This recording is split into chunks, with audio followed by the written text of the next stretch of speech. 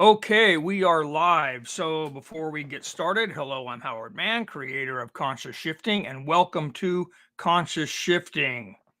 A quick warning and disclaimer: conscious shifting and all known side effects will improve your physical, mental, and spiritual health while creating the ideal environment for spiritual awakening, helping you live the life of your dreams and influence the world in a positive way. So, if that's something that interests you, become part of our tribe by following this page and then joining us here Wednesday night, 6 p.m. California time for Conscious Shifting. You can also subscribe to us on YouTube. There's many out there. We're over 20,000 followers, and we simply cannot communicate with everyone on a personal level. So the way to communicate with us is through our daily thought-provoking posts or the weekly live. If you have a question, there are likely thousands of others with the same question. Simply place your question in the comment box and we'll respond by answering it from a spiritual perspective. This will benefit all who follow our page. So with that, let's see who we have in here. I see Kim and I see Kathleen. Welcome. All right. Hey, Chris, how's it going? So tonight's topic is the Wizard of Oz, metaphorically, that is. The Wizard of Oz is a fun yet great metaphor for the illusion. The illusion or dream that most people live is contained within the mind, specifically a special place within the mind called ego. And while the ego is a necessary viewpoint for living in the physical world, it is also a false self, a false reality that we must awaken from. And someday everybody will. Metaphorically, the Wizard of Oz parallels beautifully Dorothy's journey to our own journey of enlightenment, leading us home. So that's what we're gonna do tonight. Hey, Yellowhammer, how you doing? Hi, Trey.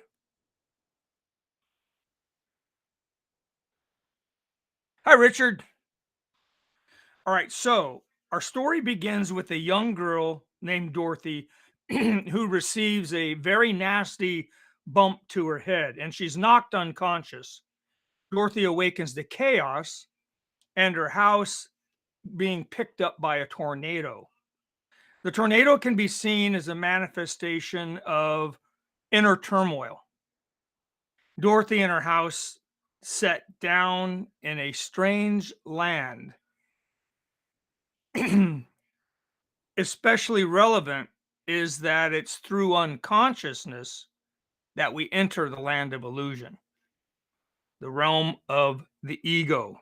Only through unconsciousness do we mistake falsehood for reality. The chaotic reality that we create is as much of an illusion as the land of Oz. And there's a spiritual price that's paid for spiritual unconsciousness. What we mistake for evil is actually a projection of our own inner conflict. The evil that exists in the world is created by man. This inner conflict is caused by living a life which insults our soul. And we experience that as pain, and we then project that pain out onto the world. And if you look around, it explains an awful lot. So, identification with the ego brings about many negative emotions. For example, guilt. Dorothy enters Oz when her house lands on and kills a witch, the Wicked Witch of the East. Guilt then transfers onto Dorothy in the form of some beautiful ruby red slippers. The thing is that by accepting that guilt, Dorothy is dragged even deeper into her subconscious. The citizens of Oz, called Munchkins, represent the unconscious majority. They celebrate Dorothy for killing the Wicked Witch. Joining in the celebration, Dorothy's separation from self and reality deepens. The thing is that the more we worship ego, the more real the world of ego's creation becomes. At this point, Dorothy's emotions completely take over, and she sees Oz as more real. On the screen, this appears as Oz being in color, whereas prior to landing in Oz, Kansas was in black and white. So these are the senses coming into play, and her seeing it as more real or more alive. Now there's some divine guidance that comes to Dorothy, and that's from the good witch of the north, Glinda, when she tells Dorothy to follow the yellow brick road. And Glinda tells Dorothy that following the yellow brick road will lead her to the great and powerful Wizard of Oz. The yellow brick road represents the path of enlightenment. And it will provide Dorothy with the answers that she seeks. Enlightenment is the path leading home. But as we will soon understand, the answer, no matter how grand, cannot exist within the same consciousness as the problem. Hey, Malia, how you doing? Hi, Susan. Real tornadoes. Hey, Tracy. Yeah, this is a great story. It is an absolutely great story. And it's easy to use it as a metaphor to explain the ego and the illusion that we live. So again, and this is a critical point, that no matter how grand, no matter how smart the answer seems, the answer cannot exist within the same consciousness as the problem. And yet, that's what we do in the world.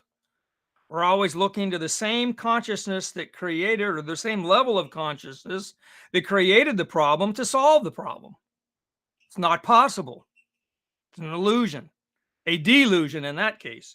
So Dorothy sets off on the yellow brick road, and along the way she meets others. Scarecrow, who is looking for a brain, the Tin Man, who's looking for a heart, and the Lion, who lacks courage. Together they follow the yellow brick road. Remember? So together they're on the path and they're looking for answers. But here's the thing, as long as you search for essential answers outside of yourself, you will endlessly search, because the answers can't be found outside of you. Not the ultimate answers. The ultimate answers are only found within.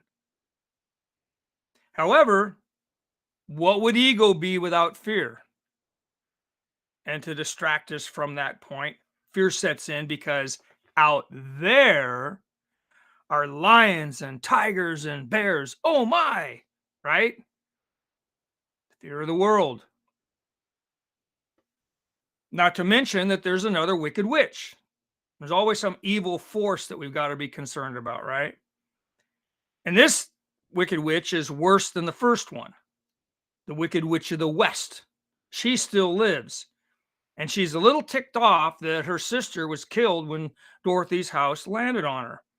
And she's the evil sister of the witch that Dorothy killed. And what does she say? I'll get you, my pretty, and your little dog too, right? So now Dorothy is getting sucked further and further and further into the ego. And with that, fear sets in, the emotions take over, and the psychosis is complete. So they continue on this journey to Oz, the Emerald City. And upon arriving, they learn that the wizard is unavailable. What a surprise. They're told that nobody ever sees the wizard. But Dorothy explains that the good witch Glinda sent her. And once she mentions the divine truth, the doors are opened because, oh, that's a horse of a different color. Come on in, right? Like the truth works like magic. So the doors are opened and in they go because truth exposes falsehood. It just collapses. It's always the case. But to ensure that the lie continues, they go through this process of the spa, you could call it. It looks like the spa in the movie. They're getting all cleaned up and, polished. The Tin Man's his rust is taken care of. Scarecrow's getting his straw stuffed back in there. Dorothy's in the beauty salon. Now, all of this represents the necessary mental conditioning to polish up ego before meeting the wizard. Later, they're led through the Emerald Palace and into a special chamber where they come face to face with the great and powerful Oz. Smoke's billowing out all over the place. The wizard's large green head with an oversized brain hovers in front of them. Fire bursts up everywhere. And there's this thunderous voice that echoes through the chamber. And what does ego, supreme ego, what does the wizard tell them? To go back out there and conquer evil, right? And redirecting them back out there, not in here, out there. They must go out there and conquer evil. They must destroy the Wicked Witch and bring her broom back as proof that they killed her. Now, after battling flying monkeys, which could be representative of the monkey mind, they make it into the witch's castle. And during a confrontation with the Wicked Witch, Dorothy throws a bucket of water on her. I'm melting! Oh! And why is this? Because clear and simple truth destroys the evil witch.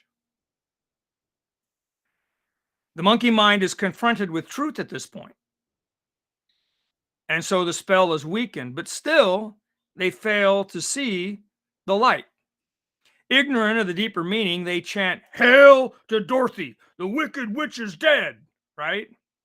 So now they're all getting, merry again. And Dorothy goes along with this feeling a sense of pride and accomplishment. So they return to the Emerald City and they present the witch's broom to the wizard. But there's a problem. The ego cannot save them as promised because the ego has no real power. It's all an illusion. But Dorothy, still believing in the wizard, insists that he keeps his promise. Hi, Katja. How you doing? Now, there's more smoke and fire. And this intimidating giant green head of the wizard scowls at them, and a very loud voice thunders, "You dare to question the great and powerful Oz?" Now, Dorothy and the Scarecrow and the Tin Man, the Lion, they're scared. They're shaking. I mean, this is the powers that be, and he's directly threatening them. But Dorothy's little dog Toto notices something. he notices off to the side of the great and powerful Oz is this curtain, and something's going on behind the curtain. And so Toto pulls back the curtain, and there stands this little old man turning knobs and pulling levers and shouting into a microphone. Ego's exposure. But in an attempt to maintain control, the great and powerful Oz yells, Pay no attention to that man behind the curtain. Possibly one of the greatest lines ever uttered in a movie. So deep, so profound. And the thing is, at that point, it's too late because ego's been exposed by truth. The illusion is over, and they all have a rather deep realization. First of all, there is no great and powerful Wizard of Oz. The wizard turned out to be nothing more than a man. That's it. Specifically, an old circus magician from Kansas. And he became a politician when his out of control hot air balloon landed in Oz, and the Munchkins mistook him for someone who actually had magical powers. So this whole thing is all an illusion. It's all a hoax. It's all based on misperceptions. All an illusion. And the thing is that Scarecrow has a brain, and the Tin Man has a heart. Lion has courage because they actually used them along the journey. So they were never lacking to begin with. They just believed that they were. So for them, following the yellow brick road inward resulted in enlightenment. Now, what about Dorothy? Hi, Ermelinda. How you doing? What about Dorothy? The good witch Glinda offers some more divine guidance. She says to Dorothy that you have always had the power to go home, but you didn't believe. Just click your heels 3 times and repeat after me. There's no place like home. There's no place like home. There's no place like home. And consequently, Dorothy, finally believing in herself, brings an end to the illusion and the separation that she thought happened. Guilt and fear disappear, the illusion vanishes, and Dorothy is home. So the Wizard of Oz represents Dorothy's ego projected onto the silver screen, and we can all relate to it. And as a metaphor of the world in which we live, it really works well. When we listen to the ego, we're sucked into unconsciousness. When we identify with the ego, we separate from our higher self.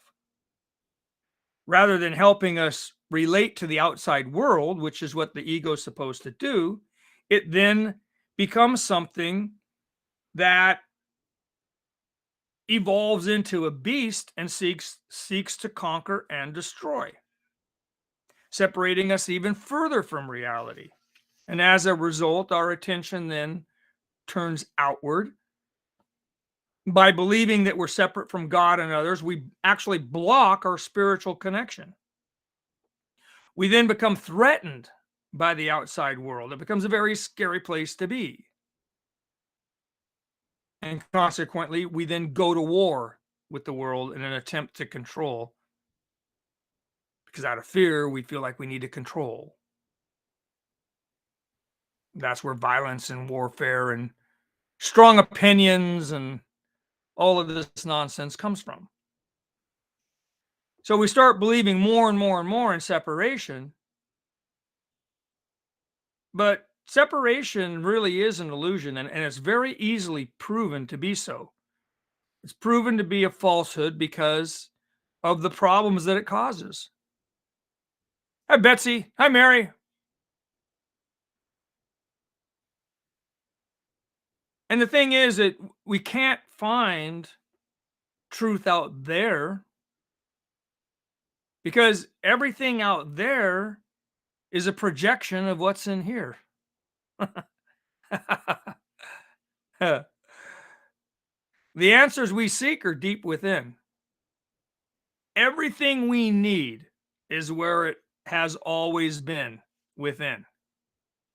And as we journey inward beyond thoughts and emotions, then we find truth. And our experience results in enlightenment.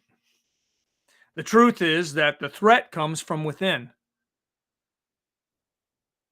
We live in a land of illusion because we believe in the illusion. Our thoughts and emotions, as well as our mind body, take over, rendering our soul unconscious. And convinced that the problem can save us, we remain imprisoned by our own mind and will never be saved as long as we believe in the illusion. Lower consciousness cannot produce anything other than lower consciousness. The answer is higher consciousness. We have to evolve. The key to freedom is truth. And so it is with consciousness. Higher consciousness is truth, not opinion, not political spin, not what we want, not what we wish. Simple truth.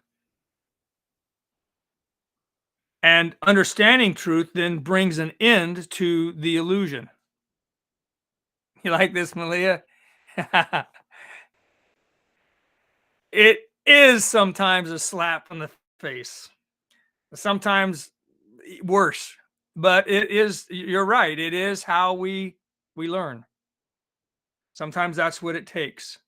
Pain can be a great motivator.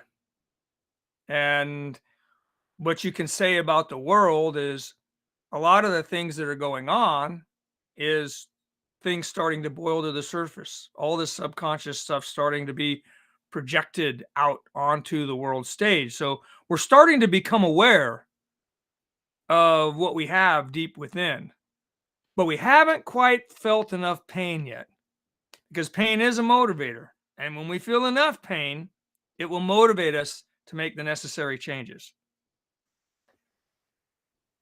But the thing is that we have everything we need right here, right now. We always have. We're not separated from our higher self. We're not separated from each other, and we're not separated from God. That's part of the illusion. Ego would have you believe that.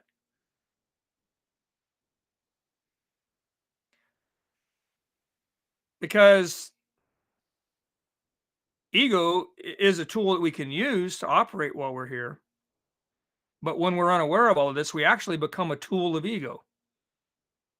And if the truth were ever to be exposed, then ego would die.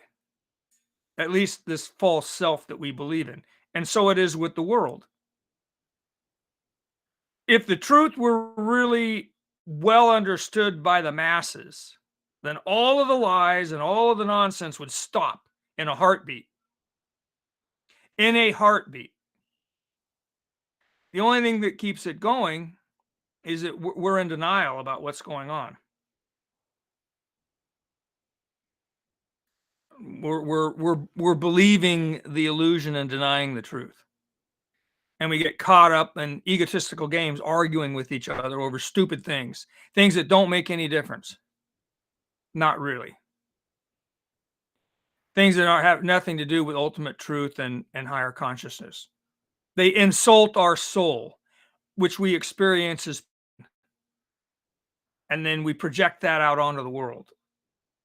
Because you can't live a life and on the deepest levels, it's a lie. Maybe not consciously, you're always aware of it,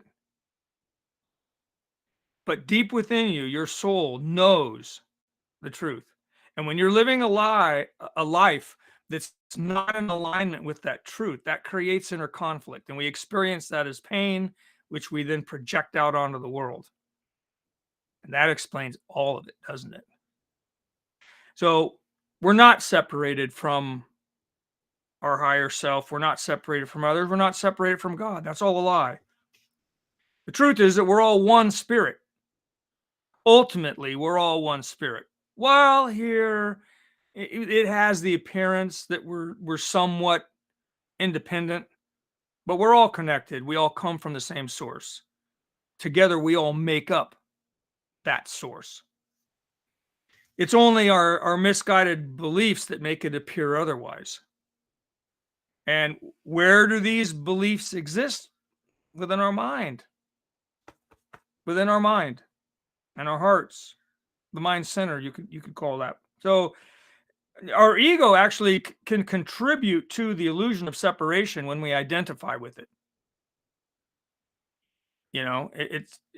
When we believe it to be more real than our soul. That's when it becomes a problem.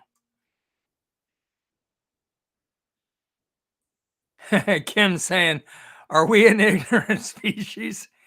Well, yeah, you know, the what's worse is that in the true sense of ignorance, we want to be ignorant. Otherwise, we would cease to be ignorant because we know better. We know the truth. We are the truth. We just pretend otherwise. We've been so conditioned, so brainwashed into the BS of the world. We buy it hook, line, and sinker and accept it as real. Oh, it's the way it is. No, it isn't. No, it isn't. And it won't be forever, but it will be until we wake up. We're spiritually unconscious as a species. So that is why we appear to be so ignorant. And yes, we experience it as trauma. When we believe that separation has actually taken place, most of this is on a subconscious level, because once it becomes conscious, you start to awaken. But when we actually believe that we have separated from God, we experience that as trauma on a soul level. And that trauma is like any other trauma. It's just on a soul level. So it's in everything that we do, then we project that pain, mostly without realizing it. And that's why the world has the problems that it has. I mean, if you really truly understood that we are connected to God, we're connected to each other, that ultimately we're all one spirit, do you think for a second that crime or warfare or poverty or starvation would exist? Not at all. They only exist because we, in fact, believe that we are separate. We've bought into the illusion. And as long as we continue to believe it and we fight amongst ourselves over all of this nonsense, it's going to continue. In fact, it's likely to get worse, which I'm going to be in an upcoming live. I don't know if I'll do it before the end of the year or shortly after. I'll get into it. I'll get very deeply into it. Because we are, well into a dark night of the soul on a planetary scale. And there's going to be a lot of stuff going on. You've already seen some of it, but it isn't over. And based on what I can tell, there's plenty more to come. So we'll get into that a little bit, because not because I peddle in fear. It's nothing of the sort. Nothing that goes on here can change anything. Can't change who you are. Can't change the fact that you're an immortal spiritual being. But knowledge is power. And while you're here, you have to play the game of life. So if you understand what's going on and have a good idea of what's going to go on, then you can be prepared.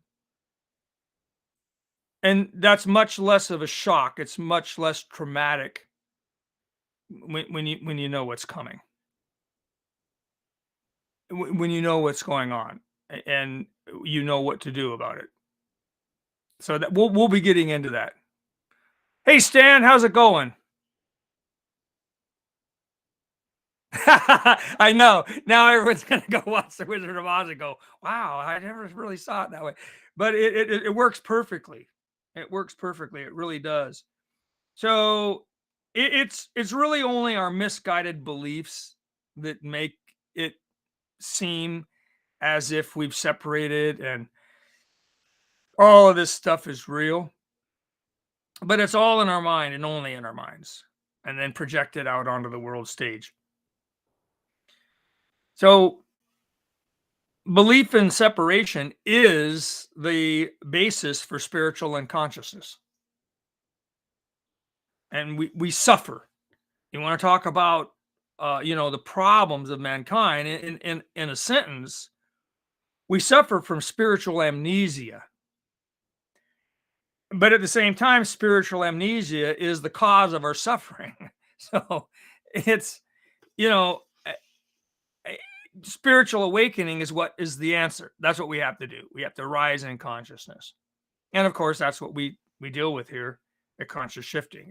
Every live is a different aspect of that, giving you tools to help you through this process. But the truth is that we have always had the ability to go home because we never really left in the first place.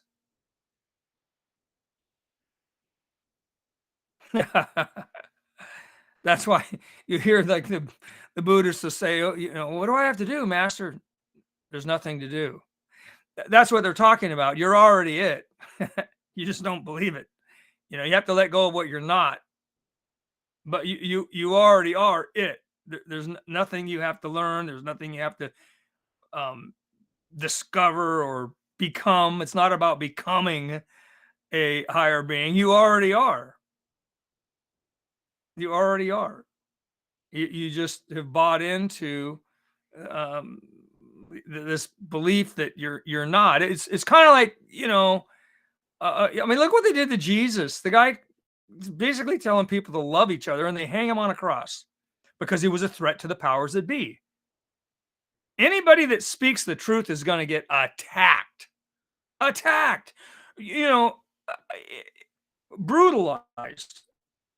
And I mean, in this day and age, you're not likely, at least in America, to get hung on a cross. But, they'll limit your reach on social media. They mess with you in ways like that. So, okay, you can sit over there and talk about the truth all you want, but no one's going to hear you. We're going to block access to you. That goes on all the time. If you're a corporation, you get hammered if you don't buy into what the powers that be want you to. The media all sings the same song almost entirely. So you're bombarded with this stuff and you're threatened and intimidated, but the answer is holding firm, and when enough people are doing that, then you're going to start seeing some things change. And you already are. I mean, it's coming, but it's not going to come without a fight. Ego, the powers that be, the evil that exists in the world, the darkness is not just going to roll over. They're going to try and roll over and silence anybody that exposes what they are. That's the truth. So, you have a choice. I mean, I'm not suggesting that you get on the tallest building you can find with a megaphone and start screaming things that are going to get you, arrested or something, or attention of, you'll be labeled some kind of, domestic terrorist or something like this. I'm not suggesting you do that, but in the way you live your life, you hold your spiritual center and you do everything from that perspective, and it's reflected in everything you do. You don't have to expose yourself the way I do. You don't have to,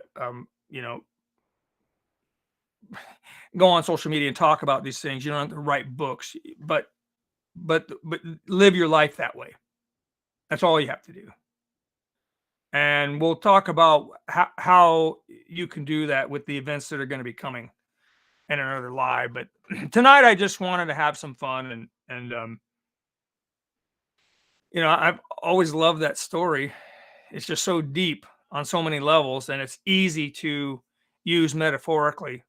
So We have a rather extensive healing circle tonight. We're going to do something a little bit different because of this live. So I want to get started on that. And it is based in some of the stuff in the new book too. You'll if any of you that have read it, you'll recognize the parts that are. But I want to get to that. Richard says, "Great to learn that a problem is not the same state of consciousness as a solution." No, two entirely different things. Lower consciousness produces the results of lower consciousness, hence the problem. The answer must come from something else, another level of consciousness, a higher state of consciousness. And so that's why we need to focus on that and to continue to focus on that. Only that. Everything else is, oh my God, we just couldn't ask if this is what they mean when they say the game of life. Well, hey, Jose, welcome. It's what I mean when I say it. I literally mean the game of life. You know, we're here temporarily to play this game of life, to do things here that we cannot do in the spiritual realm. And that's why, unlike a lot of the people that talk about spiritual things, I don't suggest, I mean, if you want to wear patchouli oil and beads and loose fitting clothing and sit and meditate and have statues of Buddha around, that's all fine. But don't think that makes you spiritual. You know, what makes you spiritual is holding a higher level of consciousness and living that. And then everything around you is influenced. So that energy is the vibe you put off. Energy interacting with energy is how things in this universe work. You know, and rather than slumming it with the masses, you hold spiritual center and you live your life that way.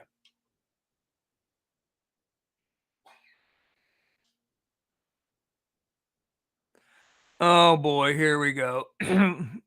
This is not a dating service. Kim says, more like you are not in control of anything but your choices. And that's it. Thank you. That's it. You're not in control and can't be in control of anything other than your choices, the thoughts you want to engage, what you want to project. And that's all you have control over. And that makes all the difference in your world. And that makes the difference in the collective. You know, it makes the collective brighter. When you're holding a higher level of consciousness, the collective consciousness, which is what's creating this reality, moves up a notch. You get enough people doing that, and you're going to have heaven on earth. That's how it's going to happen, but not until. You know, it's something to understand about whatever you want to call it, enlightenment, transcending, moving into the fifth dimension. You know, there's lots of ways people talk about this stuff, heaven on earth. The way it's going to happen is when we are at that level of consciousness. If you understand that all of this is a creation of our collective level of consciousness, then when our collective level of consciousness rises, the reality we create will reflect that. So you're not going anywhere until you, whether it's heaven or the fifth dimension or whatever, newsflash, you're not going anywhere until you are that level of consciousness. And you'll know because you'll be there then. You know, when mankind reaches a Christ consciousness level of consciousness, there will be heaven on earth. So that'll be the sign, you know. And until then, we there's room for improvement. Oh, Malia says, we're deaf playing life, but so much wiser as the game goes on. Yes. Yes. Yes, and we do. We remove that stuff as soon as we notice it. You know, we're not online 24/7. Obviously, in a live, we see it a lot faster.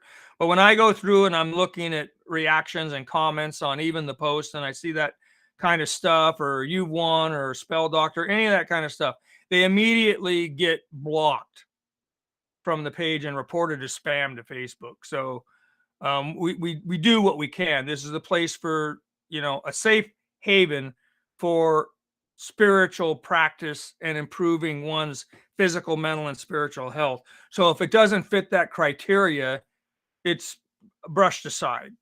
Um,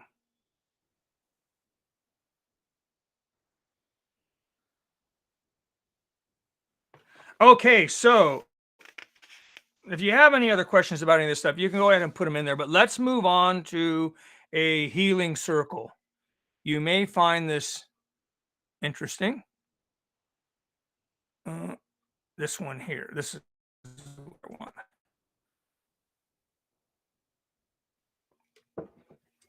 Okay, so everybody gather around and join hands, forming a circle. Join hands, gently close your eyes and your mouths, breathing through your nose down to the lower energy center just below your belly button. And then exhale back out through your nose. Everybody in, all join hands.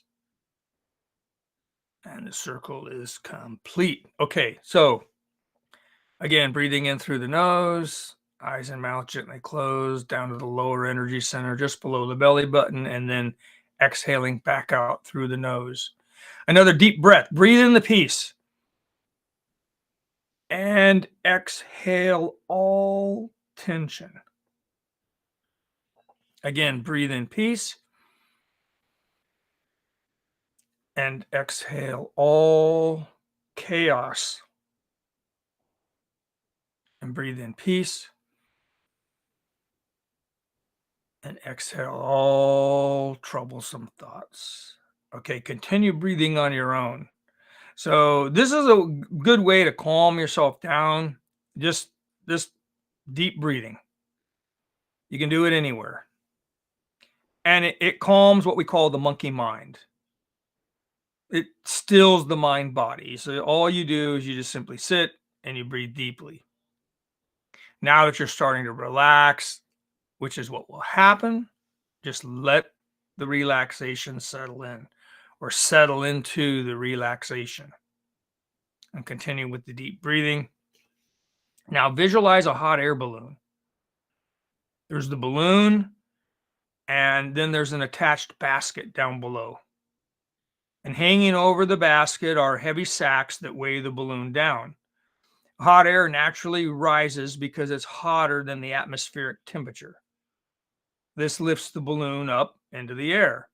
There's no engine, there's no propeller, no turbine, so there's nothing to move air or push the balloon. It's simply a natural result of the hot air being lighter than the heavier atmospheric pressure, and so the balloon just floats up into the air. The bags hanging over the basket weigh the balloon down before takeoff.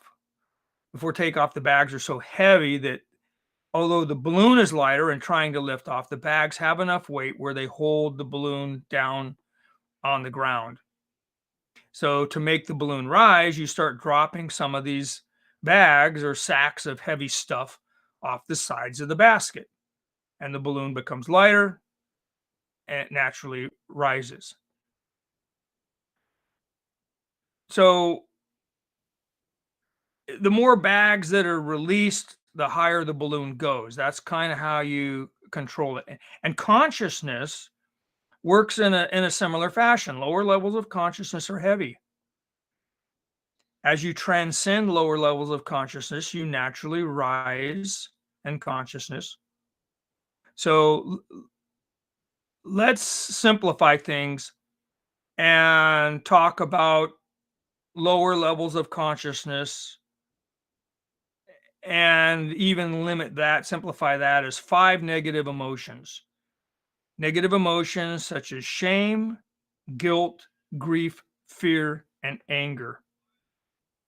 Now, label the bags on your hot air balloon with these 5 negative emotions. Again, they're shame, guilt, grief, fear, and anger. Now let's start with the bag that says shame. The consciousness of shame is disgrace, dishonor, and worthlessness. Shame is the acceptance of low self worth based on the opinions of others. It's an extremely low level of consciousness with no benefit whatsoever. Consciousness doesn't get any lower than remorse over your very existence. Milder levels consist of varying degrees of depression and self hatred, whereas extreme levels of shame lead to suicide. And while shame is common with childhood neglect, emotional trauma at any age may result in shame consciousness. Identifying with shame leaves you wishing you were never born. Here's the thing: as part of supreme consciousness, you are a co creator of all that exists. Therefore, this would not exist without you. So, unconditional love, compassion, and understanding would not exist in this. And all the potential for the greater good would not exist in this. Being eternal, this would then be permanent hell. Yet, all the good and potential do exist, proving shame insane. You're capable of heaven on earth. Shame, on the other hand, is useless. So put any shame that you have in the shame bag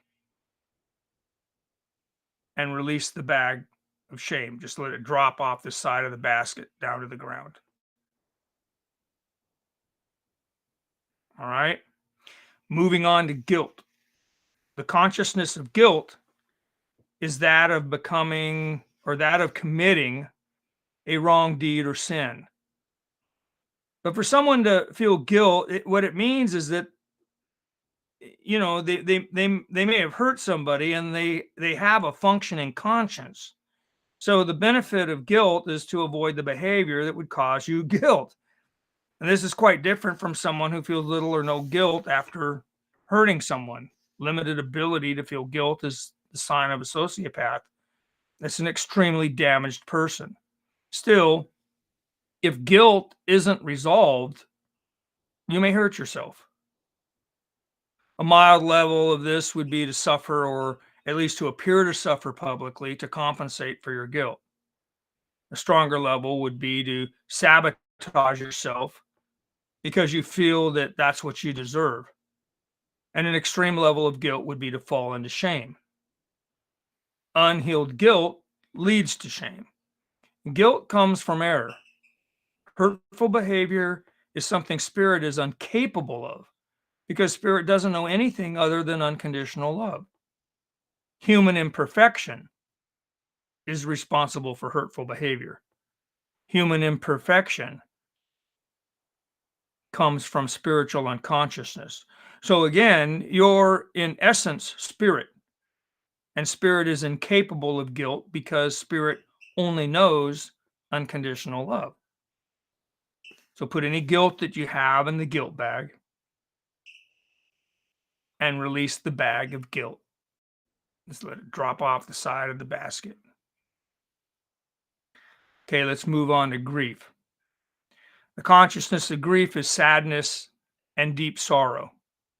Perhaps a general sadness over a perceived loss of the past. Grief is the result of having a heart that breaks when it has difficulty accepting reality. And grief can be the result of compassion too.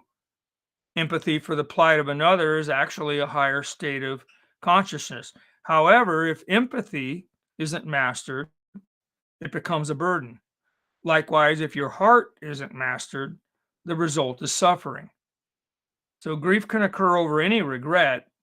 It could be anything from a simple mistake to a romantic breakup. Grief is commonly a state of mourning in reaction to the death of a loved one. And grief typically leads to depression, which, if prolonged, can cause serious emotional problems. Extreme levels of grief may cause you to lose your will to live. Grief can lead to depression, which can lead to guilt and shame. But in truth, grief is denial of God. Spirit is eternal, and therefore the idea of loss and death are impossible. Humans have a mind body with a heart, and the heart can identify with physical life, loss, and death. But when the heart's identified with spirit, all knowledge flows from eternal, unconditional love. So let's put any grief that you have in the grief bag and release that bag of grief. Just let it drop to the ground. The balloon getting lighter and lighter and lighter. Are you rising in consciousness? Good. Let's move on to fear. The consciousness of fear is anticipation of misfortune or pain. Fear can be useful in recognizing and therefore avoiding danger. But excessive fear is the cause of anxiety. And anxiety is a major cause of stress. Chronic worrying leads to mental disorders and physical disease of all kinds. Moderate levels of fear can cause you to become paranoid and avoid life, while lasting or extreme levels of fear can lead to heart attacks and cancer. The fear is the basis of all negative emotions. Fear is identification with ego's perspective of separateness from each other and God. And only through belief in separateness are all negative emotions, as well as all the evil that exists in the world, even possible. Without fear, there only exists unconditional love. So let's put any fear that you have in the fear bag and release the bag of fear over the side of the basket. And your balloon soaring at this point. You consciously way up in the stratosphere. All right, and the fifth one we'll talk about tonight is anger. The consciousness of anger is strong displeasure. Typically, this is due to some form of perceived injustice. This might seem to be a good thing, but there are better ways to handle injustice. When you believe that you or perhaps somebody else are being treated unfairly, you may become enraged. To the weak, anger feels like power. This is because rage, disgust, and hatred are extremely powerful emotions. But when followed, they'll lead you to seeking revenge. Therefore, revenge is strong identification with ego. In contrast, protecting oneself or others from harm is self-defense rather than egotistical rage. But most noteworthy when discussing revenge is that when you seek revenge, you become that which you despise. Anger inflames negative emotions. And anger, when you get right down to it, is ridiculous. Although in the illusion of physical life, there are hurtful behaviors. The reality is that anger is an egotistical response to egotism. And egotism is a low-level false reality. Anger, then, is a superego imposed upon ego. Remove identification with ego, and anger burns itself up. Yes, there are hurtful behaviors in the world, and anger is one of them. So let's take any anger that you have and place that in the anger bag and release the bag of anger over the side of the basket. Now let's spend about a minute just rising in consciousness, experiencing that free of this stuff, or at least some of it, which you could let go of. In about a minute, we'll continue.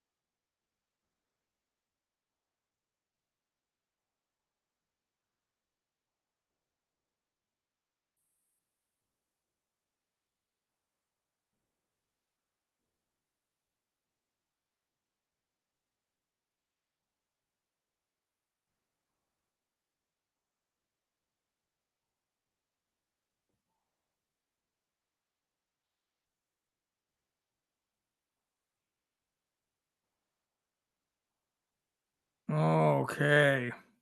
Everybody feeling good? Light in consciousness.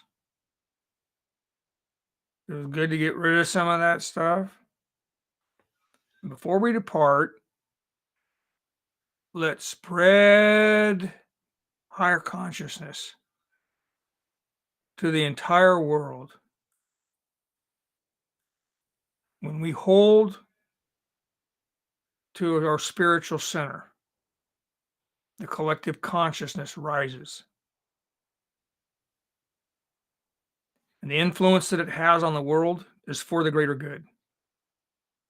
Even people that don't understand it, don't recognize it, are influenced. And eventually, with enough of it, they too will join the awakening. And so it is. All right, slowly open your eyes. And if you have any last minute questions, go ahead and place them in the comment box and we'll address that.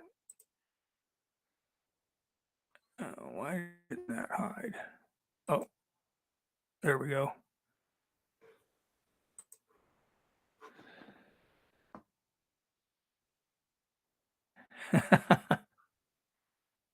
Kim's reminding everybody to drink a full glass of water. You want to do that anytime you do energy work.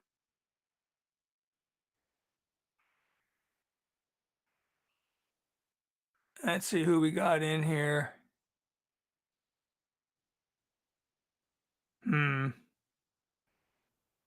We have beautiful girls in this tribe. They're all beautiful. You're welcome, Mary. Awesome, Trey. Mary says she's floating on clouds. All right. Susan, wow, awesome topic and healing circle. You're all quite welcome. Love you too, Malia. Hey, Ray, how's it going?